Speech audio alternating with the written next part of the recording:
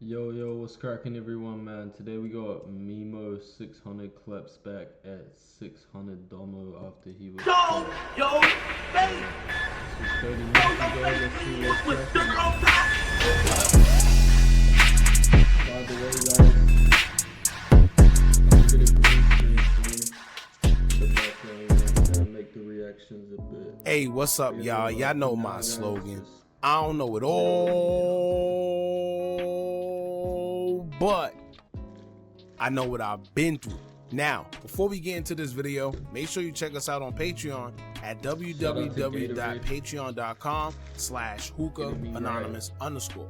You guys been telling us to create one for the longest, so we recently created a community where we will upload videos that we can't share on YouTube due to their guidelines. We'll also be dropping the latest to there first, behind the scenes information that you wouldn't find anywhere else on our socials. So make sure you become a member, and after you do that, head over to our official Instagram page at hookah_anonymous_ and follow us there.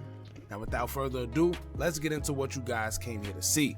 Now, I don't know what it is with Memo600 and the 600 members, but it seemed like despite them growing up with each other and supposed to have a love-hate relationship with each other, sometimes things seem to get out of hand. Now you can see it in the interviews, whereas if Tay Capone or 600 Trigger is being interviewed, they keep it somewhat cordial when it comes to Memo. They don't overly diss, they don't throw him under the bus, but they do let it be known that their relationship isn't all peaches and cream, but at the end of the day, they're not going to be overly disrespectful. As for Memo, it usually is the same when it comes to 600 and their name is being brought up, depending on who you asking him about. One of the most recent disagreements they've had that we seen was when Munna Duke passed away, and Memo stated that him and 600 didn't take a loss because, as y'all know, Duke and Memo has had their differences. However, Duke have his own relationship with the guys within 600 who feels the total opposite, and they say yes, we did take a loss because Duke was actually like a brother to them as well. Now some people said Memo was being petty, some people said that Memo was doing too much, and some even said he was wrong for dissing the deceased. However, to be honest with you, I'm not going to say Memo was right in the situation, but what I would say is that I understand where Memo was coming from. Duke has threatened Memo more than once on social media, and we also found out through interviews that allegedly Duke even shot at Memo as well. Keep in mind, when news came out that Memo got shot before, we all witnessed Duke troll him too. And when that happened, we didn't see anyone tell Duke that he was wrong. So as I always tell y'all, we can't tell someone how to respond to disrespect because everyone is different. And honestly, I could almost guarantee that if Memo was the one that lost his life and Duke was still alive, he'd probably be trolling Memo too. So it is what it is. However, let's not start picking and choosing because, as we all know, this is what the drill culture has been about for years. The problem is, everyone becomes biased depending on who is at the butt of the joke at the time.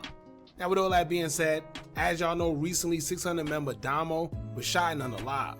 It will come out that he was shot in the 6600 block of Cottage Grove, where he was hit 3 times. Once in the chest, once in the abdomen, and a fatal shot he suffered to his head. Now at first it wasn't clear what happened, and many believe that it may have been a dispute that led to the shooting. However, we would later learn that he was at a block party and was targeted there. Now according to some of Domo's ops, who would immediately troll in typical drill fashion, they say he was at the party for a female. Now before we continue, it's crazy because, as I always say, these guys live as long as they do by remaining vigilant and moving tactical. But for some reason, majority of the time when we hear that these guys got taken out, it's always somehow involving a woman. Now I'm not saying she set them up or anything because honestly we don't know. But according to the ops, they say Domo was quote unquote chasing. Turn your Tuesday into Tuesday with Domino's Tuesday deals, like large premium, traditional or value the cat. One person who would immediately start trolling Domo would mention him chasing a girl. Shout out to NC, y'all check this out. We smoking Domo early in the morning. Where they catch Domo at, y'all? Where they catch Domo goofy ass at? Then they been outside shaking that ass, Domo. Domo ass up there with Munna Duke, no man. Damn, Domo. This shit real. Get caught that field, get left in the grass for the grave. You know that. GBG. Let me stop. I don't know what's going on. Domo gave up, huh? Domo ain't never give up this shit. That niggas giving up this life, man. What's that in that new blunt, y'all? Bet y'all can't tell me what's in that new blunt. Oh, that is giving up on life like this. Ass outside, shaking that ass. I don't took it, I'm tired of smoking Barney, did that. I was smoking this for like 15 years. That shit trash. I'm just trying to figure out who that new blunt. Bruh, fuck. That shit crazy, bro. I can't even finish that video. Like, to be talking about someone that just passed away like that, man, it's just so sad, bro. I don't even know what to say, man. Rest in peace.